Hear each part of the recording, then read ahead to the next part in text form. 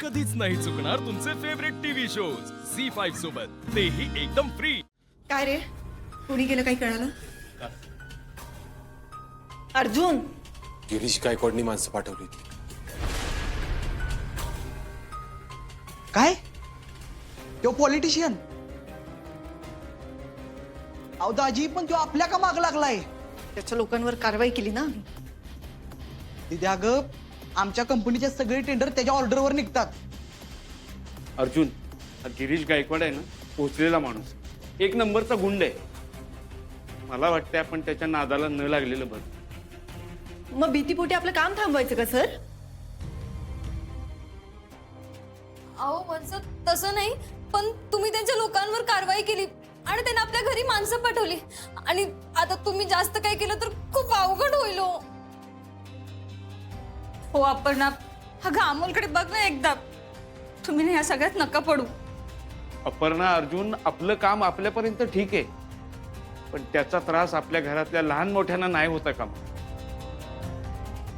दाजी, मला त्यातलं जास्त काही कळत नाही, पण एवढा पैसा आणि ओळख असणाऱ्या माणसासमोर किती काळ टिकणार आहे आपण? भाऊजी, मी तुमच्या पुढे हात जोडते, पण तुम्ही त्या माणसाविरोधात जी काही कारवाई करताय ना ती थांबवा। उद्या मला अमोल किंवा घरातल्या इतर कुणावरही कसलंही संकट आलेलं नकोय। आपले काय करावं ग? एकीकडे हा गिरीश गायकवाड आहे आणि एकीकडे घराच्यांच्या सुरक्षेचा प्रश्न आहे। मला घरातल्या कुणाला काय झालेलं नकोय ग। मग त्या मुलांना परत त्याच्याकडे काम करायला सोडायचं? हा बाबा, तुम्ही का सोडून देणार त्यांना? अमोल बाळा, अरे मला माझ्या जीवाची पर्वा नाही रे, पण ह्या घरातला प्रत्येक माणूस माझा जीव आहे।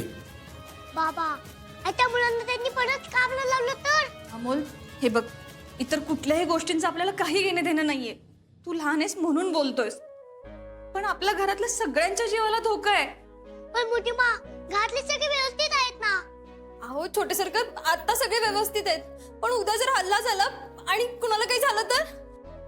मा, बाबा, मला सांगा, ही सगळी मुलं केवढी आहेत? खूप लहान आहेत बाळा ते, त्यांना 18 वर्ष पण पूर्ण नाहीत रे। मला सांगा, जर मला त्यांच्या एवढं असताना कुणी कामाला लावलं तर? मा, बाबा, सांगा ना, काय कराल तुम्ही? अमोल बाळा, मी सोडणार नाही त्याला। आणि दिव्या, तू काय केलं असतंस? अमोल बाळा, तुला का मी कामाला जाऊन देऊ सांग बरं? दिव्या मा, जर त्यांनी जबरदस्तीने नेलं तर? मग आम्ही कशासाठी आहोत अमोल? आम्ही पद्धतशीर उत्तर देऊ त्याला। मग त्या मुलांची वेळ का वेगळं बोलताय तुम्ही? ती पण लहानच आहेत ना? मा, बाबा, तू पुन्हा त्या मुलांना कामाला लावेल, त्यांना स्कूलला जाता येणार नाही।